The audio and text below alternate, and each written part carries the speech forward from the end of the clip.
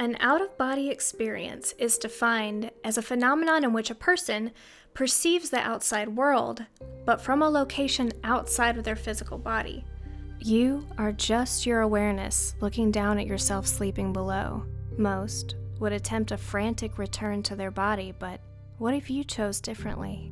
Well, one such man was brave enough to journey as far out of the body as infinity would allow. His name was Robert Monroe, and he became so obsessed with the out-of-body phenomenon, he founded the Monroe Institute, focused on research and development of technology, which could be used not only to induce out-of-body states, but to explore the frontier of human consciousness itself and what lies beyond.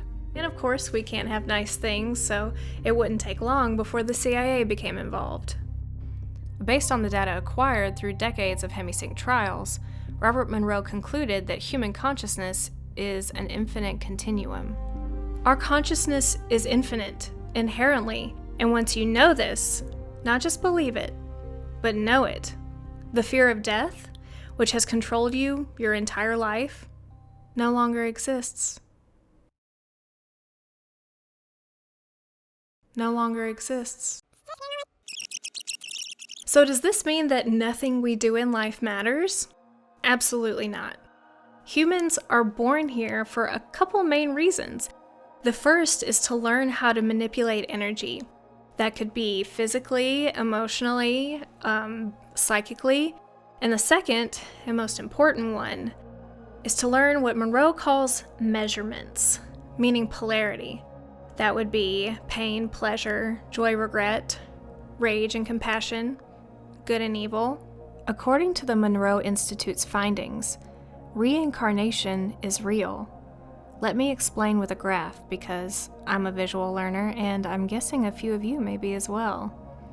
This is my illustration of Monroe's model for reincarnation as I understand it. A soul, or a seed of consciousness, appears from its previous home. This idea of home will be expanded upon later in this video, but for now, just understand that this home is wherever your soul lived before deciding to incarnate on Earth. When a soul enters Earth's orbit on its first incarnation, it is entirely right-brained.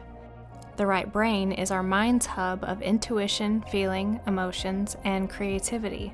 As the soul moves through its first lifetime, the left brain, that of logic, reasoning, strategy, time, and language, will slowly begin to develop through each incarnation or orbit, through our lessons in understanding polarity and energy manipulation. But once the first lifetime has ended, the soul does not pass directly into a higher dimension or afterlife. Rather, its orbit spirals tighter towards the material world of Earth, where it appears to be stuck like a hamster on a wheel. Nowadays, there are quite a few theories describing our planet as a prison planet. It's the idea that our souls are trapped here by Saturn, or by the moon, or by loosh feeding reptilians, or by all three at once. These studies account for some of these ideas, at least the reptilian part. Though I will admit that Monroe is vague in his writings regarding these subjects, it does seem that based on his books, he believes that humans are both used for their loosh and that souls are kept in a dismal cycle of reincarnation, but it's not entirely under the oppression of any other mechanism or entity. According to him, it's at least partially our fault. Rather, we imprison ourselves here because we become addicted to the experience of being human, and after our lives have ended, we just sort of re-up and we choose another adventure to live through. Now, of course, some of these orbits are necessary because, again, we do have to develop that left side of our brain. But the more we choose to reincarnate like this, the further away we get from our true selves. The left brain becomes more and more dominant. Our orbit becomes smaller and smaller, creating a tangle around Earth. We begin to forget our right brain self from our first lifetime and exist within a human stupor chasing the next big thing in our multiple orbits. Still, even after death, we long for experiences that we haven't had yet. And Earth, as we know, has so much to offer, but living through countless lifetimes here, it's just not our soul's purpose. But there is hope. The good news is that Monroe says that after as many orbits as it takes, we do begin to awaken to our true selves once again, like the Gnostics referred to as gnosis, or the Buddhist belief in enlightenment. At some point in this tangle, we will have a breakthrough and suddenly begin to realize the divine seed of consciousness within us. And in so doing, our orbits begin to spiral out, away from the material earth, until finally our consciousness will free itself and be released from the reincarnation cycle to be free to evolve and ascend to higher dimensions of consciousness. Once this cycle is broken, where do we go? One might think that our souls are inevitably meant to return to our previous home.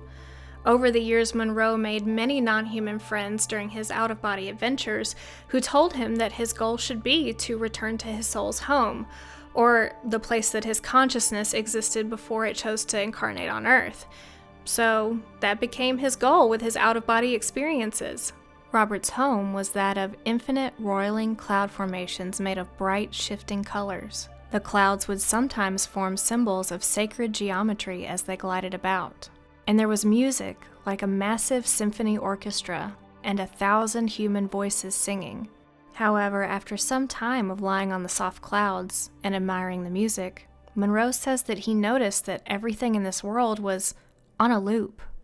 The color-changing sequence of the clouds, the way they moved across the sky, the music played in the same arias over and over and over and over.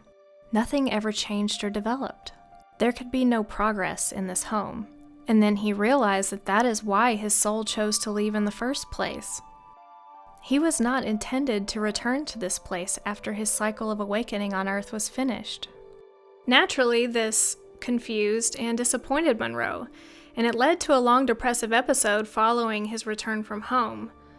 Because if he wasn't meant to return to home, carrying all of his wisdom and experiences that he had through multiple lifetimes on Earth, then what was he made for?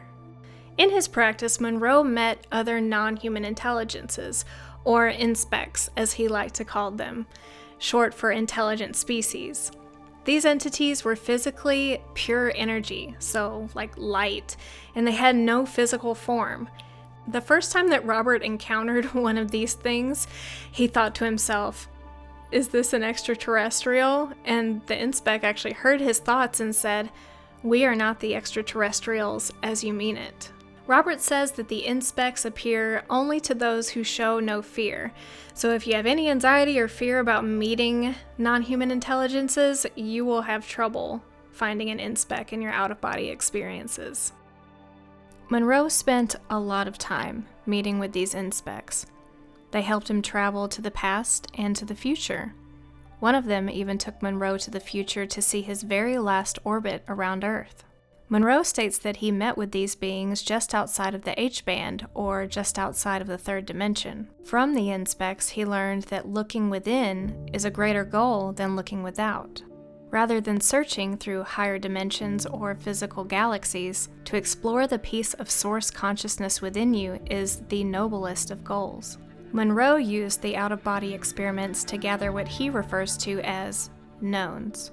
Knowns are more powerful than beliefs. Knowns to me can only produce beliefs in you. So if I tell you something as if it's fact, you don't know it. You can choose to believe me, or you could choose not to believe me. The most important action you could take is to go out and to find these knowns for yourself. Both Robert and the CIA assure the reader that survival of physical death takes place regardless of who you are or what you do in this physical life. This is a natural and automatic process. And after we die, well, I plan on getting into that more specifically later on and in episode 3, but as far as contacting the dead, I think we can touch on it here. According to Monroe, you can focus on the memory of a dead friend and meet with them, but you must do so soon after they've died. As soon as possible, because most souls get bored lingering about and are usually eager to move on to their next lifetime. You can also go to physical locations while in the out-of-body state. I might cut this, but I have to tell this story. So in 2020, I had this dream that I thought was a lucid dream, but now I'm rethinking everything. I was walking on a beach, and there was a city on one side and then a sea or ocean on the other side. And in the distance, I saw this big plume of smoke, as if there had been a massive explosion or like a missile strike. It was very scary. And I woke up from that dream and had like a full-on panic attack. And I was very, very, very scared, but I reminded myself that smoke plumes like that are not red. It was red in my dream, and I was like, there, that's proof that it's just a silly dream and I should go back to sleep. Well, the next day I woke up and I could not get that dream out of my head. It had really scared me for some reason. Then I saw that there had been a massive explosion in Lebanon that had killed 218 people. And it was near water. It was like a city, and then there was like a small sandy like beach. And the craziest thing is that the smoke plume was red. As the Hemisync trials gained traction and attention, the Monroe Institute was contacted by the CIA and contracted to research and develop technology regarding astral travel for the United States government. The final assessment of this project, or at least what we know as the final assessment, was written in 1983, and it was classified until September 10, 2003, when a 29-page document was released via FOIA request. The document was meant to be 30 pages, actually, only for some reason page 25 was missing, or purposefully omitted. But in 2021, page 25 was finally discovered after 18 years of silence from the government on this matter. Funny enough, no one had thought to ask the Monroe Institute directly about this. And surprisingly, they willingly obliged, claiming that this page had been kept in a barn on the premises for 30-something years. Strange. But regardless, now we have the full assessment from 1983 on the gateway process. And to be clear, this assessment was not written to ponder over whether or not the gateway process works. Rather, it's written about how it works, from a scientific perspective. The CIA assessment was written by one Lieutenant Colonel Wayne McDonnell, and he was stationed at Fort George Meade in Maryland. But whether the gateway process took place there or at the Monroe Institute or somewhere else, I can't tell you. I think, just based on educated guesses, that everywhere. It seems like it was a pretty big operation, and so there were things taking place nationwide. So I've read the entire document. You're welcome. And so can you. It's available on the CIA's website. So from here on out, I'll just go over some parts that I found particularly interesting, and also the bits that just help my left brain understand how it's possible to transcend time and space using only consciousness. He starts by explaining some so-called holistic methods for entering into the altered states of consciousness. He mentions that hypnosis, transcendental meditation, and biofeedback all can provide useful entry points into the gateway experience. McDonnell explains how these methods work on a physiological level, and it's a good read if you're skeptical on that stuff. He says, the physics of altered human consciousness deals with some conceptualizations that are not easily grasped or visualized exclusively in the context of left brain linear thinking. Parts of this paper will require not only logic, but a touch of right-brained, intuitive insight to achieve a complete, comfortable grasp of the concepts involved.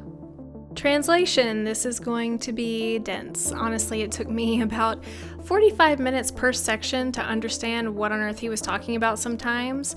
I'm not somebody who excels in physics, much less quantum physics or theoretical physics, so if you feel lost at any point, so did I. As is par for the course, once any document like this becomes declassified, the general consensus is that this project in question has come to an end. Let me be clear that I typically disagree with that attitude.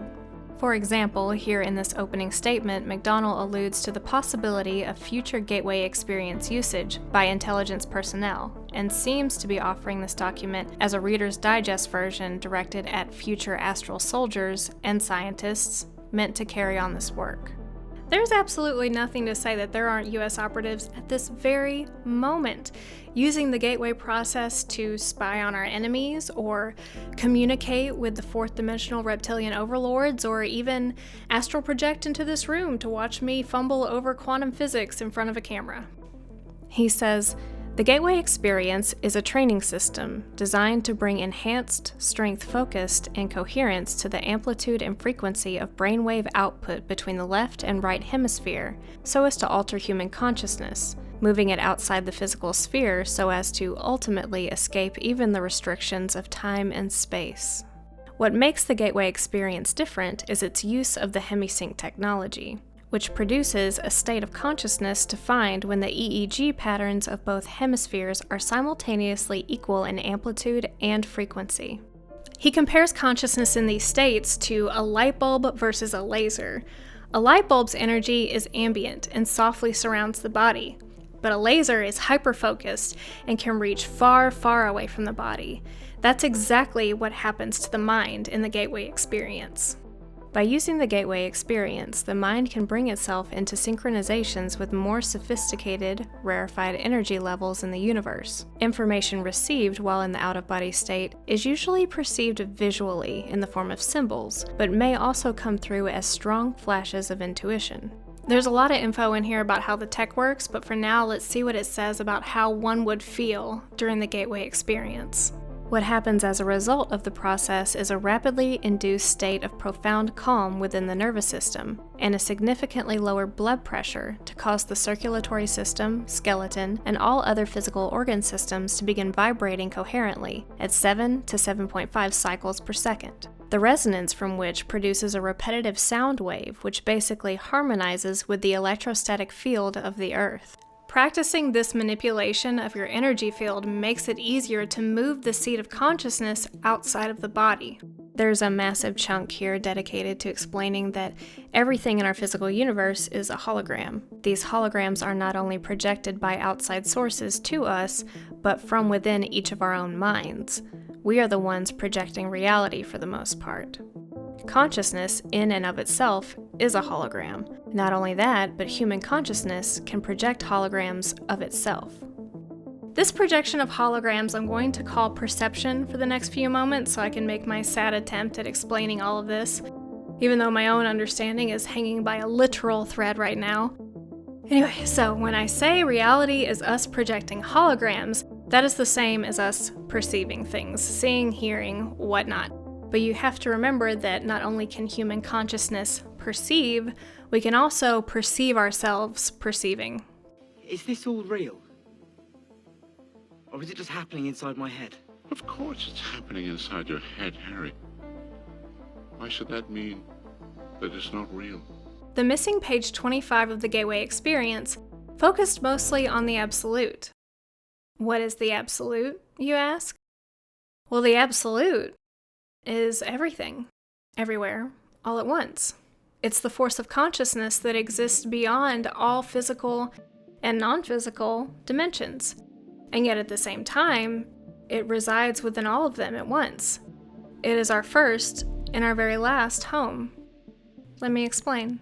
Our human perception is constrained to the laws of time and space. Time and space is another name for the third dimension.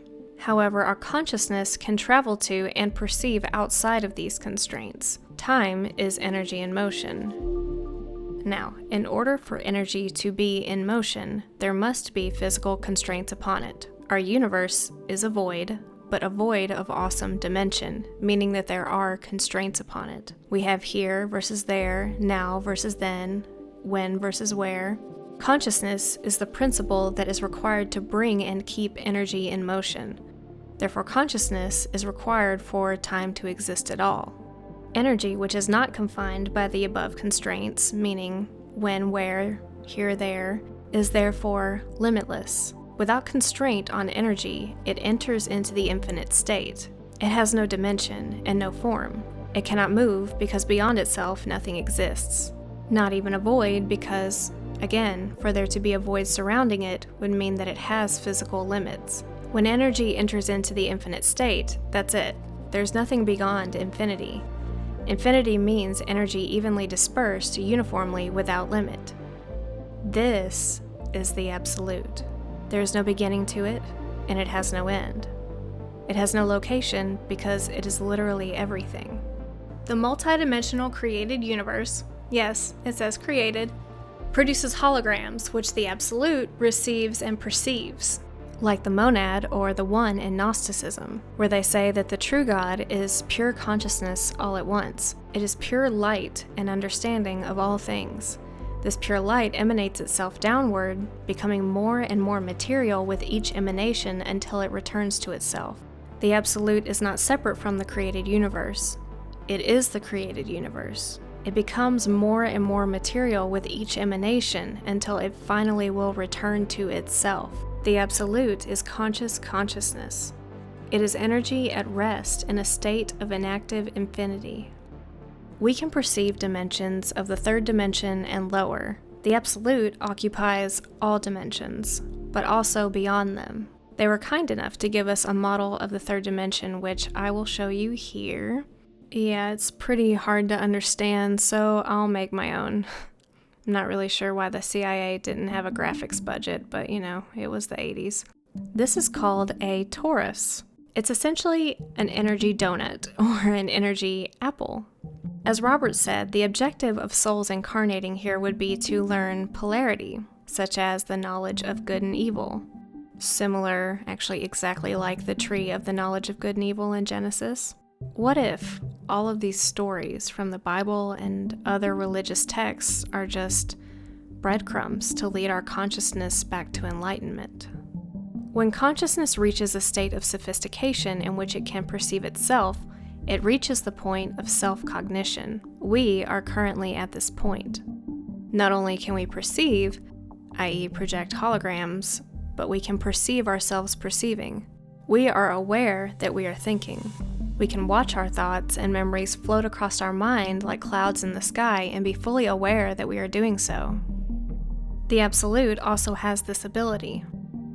However, the difference is that the Absolute is already all-knowing, as it perceives all things at once, and it is all-powerful, as it is all energy at once, and it is all-present, as it exists everywhere, all at once, infinitely without constraint.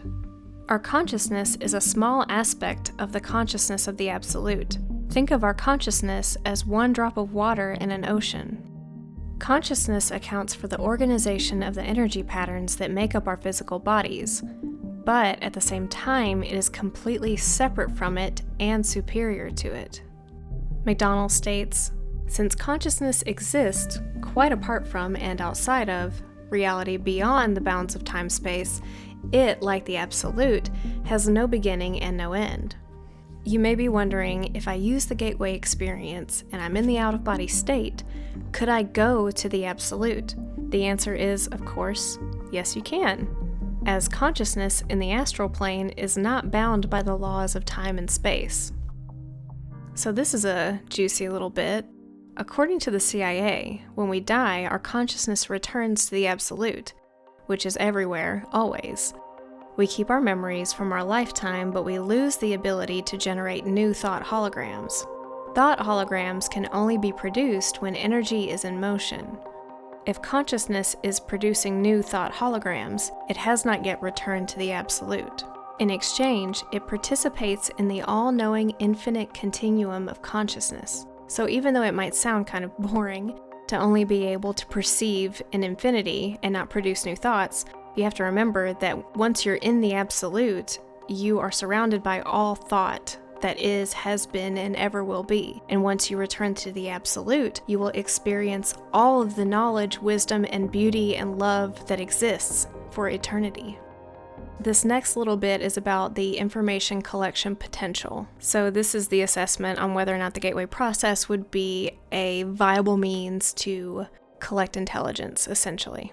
He says that subjects were asked to travel to another coast to read a set of 10 specific numbers generated by computer in a university laboratory. Most of the participants acquired enough of the numbers to prove that their awareness had successfully traveled to the lab, but none of them returned with all of the correct numbers in order. This is believed to be caused by information distortion. When traveling to the lab in the out-of-body state, they were present not as three-dimensional humans, but as their expanded awareness. and therefore perceived reality differently than they would have had they been there in their physical bodies. Because in the out-of-body state, our perception is subject to interference from other energy patterns. In that state, everything is mental.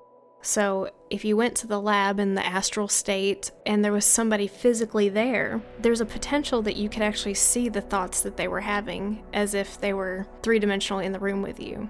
In the out-of-body state, things in 3D can be seen backwards and even inside out. So let's talk about the missing page 25. What was so important that it had to be hidden for 30 years? Actually, we're not actually sure if it was hidden, but we didn't have it, so it's as good as hidden. But now we have it, so what's on it? It's essentially McDonald connecting the idea of the absolute and the holographic universe and the gateway experience and human consciousness to all of our known and also ancient religious belief systems. So he starts, for example, with this Buddhist oral teaching that says, "The tangible world is movement, not a collection of moving objects, but movement itself. There are no objects in movement. It is the movement which constitutes the objects which appear to us. They are nothing but movement." And then there's the Hindu sutra in here that he's included that says, "In the heaven of Indra, there is said to be a network of pearls so arranged that if you look at one, you see all the others reflected in it," which ties back to our consciousness being a drop of water in the ocean of the absolute. The cosmic egg is mentioned several times throughout the entire document, and it's just wild to me in general how some of this stuff is pretty much verbatim Gnostic teaching. He explains that the absolute fits perfectly with the Abrahamic concept of God. Even the concept of the Trinity can fit into this observation of the absolute.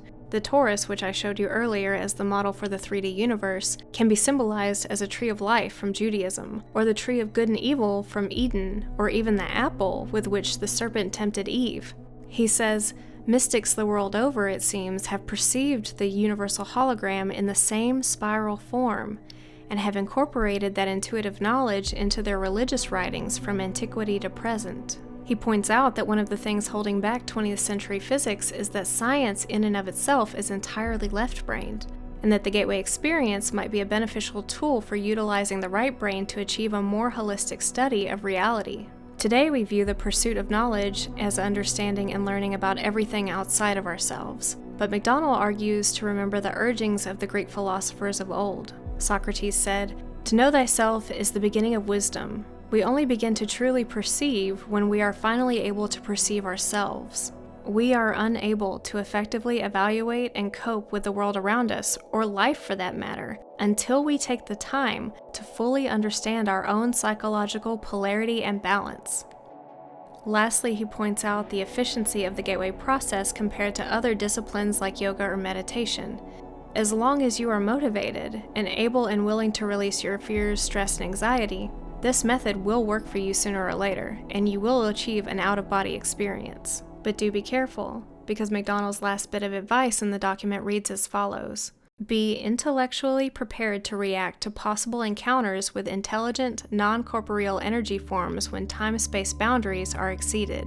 Though the documents say that ETs were never located in the third dimension, that doesn't mean that they don't exist. I say this because the inspect doesn't say, "There are no ETs." He says, "We are not the ETs as you mean it." Loosh. There's a lot regarding the reality of loosh as a harvested crop by extra-dimensional beings hidden within the CIA documents. I could be extrapolating based on my own biases and experience, but I think it's there, but it is 100% explicitly there in Monroe's writings. In the CIA documents, it's mostly in the form of warning you what to do if you encounter one of these beings. However, Monroe, as I said, is explicit about it in his books. He goes into quite a lot of detail regarding human emotion as a food source. I'm not a stranger or a novice when it comes to the loosh farm theory. However, I will say that Monroe had one of the most unique, and it sort of disturbed me, his opinion on it. For those of you who are not aware, before I explain everything, loosh is a term used to describe the energy produced by human emotion, and this energy is used as sustenance by supernatural beings. Most popularly, it's thought to be the Draco reptilians, or archons, which are believed to reside in the lower fourth dimension. All human emotion produces loosh of different flavors, if you will. It's believed in this theory that the reptilians prefer the loosh produced by negative emotions such as sorrow, suffering, rage, jealousy, and most importantly, fear. Now, in Monroe's recount, he was informed of the loosh farm fact by an extra-dimensional being that he was playing with in the astral realm. He received what's called a rote, which is sort of just a breakdown of how something in the universe works. The rote is in the second book, and it's a little hard to understand at first, but basically it explains the creation of all life on Earth, and it starts out with the first crop, which is, I think it's plants or marine life, and then it goes through different iterations where it even talks about what I think is dinosaurs and how they produced loosh, but they were too big, and then finally you get to the fourth crop, and that's where we come about. Now, who's doing the creating in the rote? They don't tell you. It's just called someone. Someone created this crop. Someone discovered this. And whether someone is one person or if someone is several people, we don't know. Obviously, it could be the Elohim from Genesis, which translates to powerful ones. We don't know. But in the rote, it says someone created such and such crops. The fourth crop, which is us, as I said, was the most successful at producing loosh because not only are we driven by the pursuit of survival, so we constantly need to seek out safety and food, but someone gave us a piece of his divine consciousness when he created us. So not only do we need to survive and we have all of that stress loosh, but we are three-dimensional beings that have the divine seed of God essentially within inside of us. And that leads to this whole existential crisis basically in each of us. So it's double loosh or triple loosh from humans, and it became the most successful source of food for whoever this is. So Monroe gets this rote and reads it, and it greatly disturbs him. But Monroe's opinion abruptly changes when he confronts the inspects on the loosh farm system. The inspects take him to see the harvesting process. But rather than seeing a demonic army of reptilians siphoning fear from the world, he's shown a beautiful vision of a giant humanoid figure drawing from earth loosh made only from love. Monroe then explains that maybe we're like cattle, and asks, what would the cow do if it became conscious of the fact that it was being used for its milk? And if it refused to give up its milk, what would happen? He concludes that the cow wouldn't have a barn to live in or protection from wolves. Things that, in my opinion, aren't really applicable to the loosh farm system, but okay. When asked who the glowing deity is, the inspects explain that he is the creator who was created. After this vision, Monroe claims to be at peace with the knowledge of loosh and its uses, and even encourages the reader to strive to produce the best love loosh for the good of the universe. Now, this vision, as beautifully as it's described, I have to point out that it may have been a lie. I'm not saying Monroe is lying, but Monroe does say that in the out-of-body state, you are all consciousness all at once, and as a human, we cannot lie. He says there cannot be any deception, and then he includes at least not on our part, which means that we can't lie, but it is entirely possible that higher dimensional beings can lie to us. So I'm saying it, okay? It could have been a deception given by the inspects to sort of calm him down, because again, let's say that he returns to the physical realm and tells humanity that we're just cattle, basically. What would the cow do if it knew that it was producing such valuable milk? So Monroe, in his book, comes to the conclusion that love is the greatest flavor of loosh. It's the most valuable. It's worth emphasizing that these books were all written while this project was still classified. So there's really no telling how much he withheld here, or it's not that I think he would outright lie, but he most definitely is leaving some things out in his writings. The Gateway Experience doc wasn't declassified until after Monroe died. Now, in the CIA document, there's quite a bit of emphasis on fending off negative entities, and yet barely anywhere in Robert's books does he mention much about this, which leads me to believe that he was not allowed to disclose this. The existence of malevolent, evil entities that exist within the astral plane that can harm you and want to harm you, that is the biggest discrepancy between Monroe's accounts, books, and interviews, and the CIA documents. This page has been circulating online as an alleged leaked page from this project. This page was never intended by the CIA to see the light of day. It describes in detail the loosh farm system, how the reptilians work, and even gives us some illustrations of these beings. It says that rather than them shape-shifting into humans, they more or less overshadow humans without actually occupying the flesh. They attach to us by our root and sacral chakras, and that's how they influence certain people. It says they are vile and have controlled and enslaved us for a millennia. They reside in the fourth dimension and can only be seen by those who can see beyond visible light. They feed on loosh. Their intellect is equal to or greater than ours, and they consider themselves our rulers.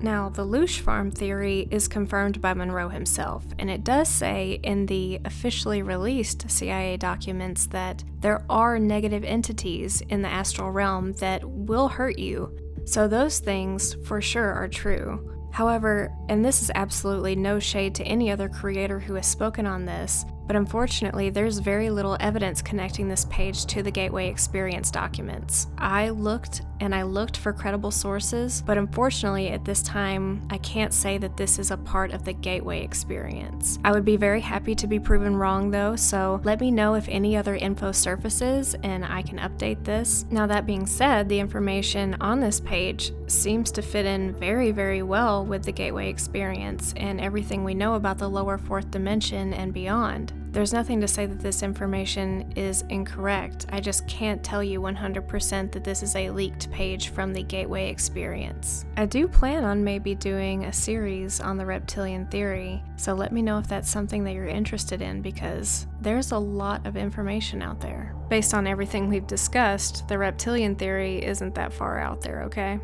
Since we become addicted to being human and living in our multiple lifetimes, are the reptilians really our prison guards? Or are they just scavengers, creatures of opportunity?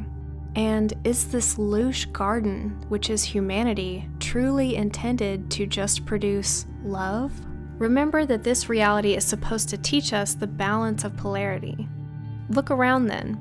Is our world in a state of joy or suffering for the most part? Is our world peaceful or war-torn? It depends on your perception, I suppose. We in the United States have a lot to be grateful for. However, there are very real threats to our physical and spiritual well-being that we must face every day. Our food and water, if you can afford it, has been tarnished with harmful chemicals. Medicine has become a money-centered industry rather than one of compassion. Our media strives each and every moment to upset, enrage, and divide us. And that's just a few examples. Think of all the violence and exploitation occurring in other countries. Is this truly balance? Does it sound like our world is a garden that's tended by someone who's interested in only harvesting love? I'm not sure, but my gut says no, this isn't balance. I think our reality leans towards the darker side rather than the light. And we're aware that higher dimensional beings literally feed off of our emotion. Wouldn't it be in their best interest to ensure that there is as much of the correct emotion as possible?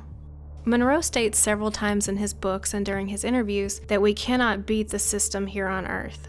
He says that nothing we do can change any of this, and rather than trying to fight it, he encourages people to journey inside themselves to discover the flame of the divine spark. So after learning about all of that, what do you think? How do you feel about the CIA's assessment of reality and life after death? Did this change the way you see the universe? Do you think that any of your own belief systems could fit in any way into the Gateway Experience? Are you interested in attempting an out-of-body experience for yourself? Do you think you're brave enough to try?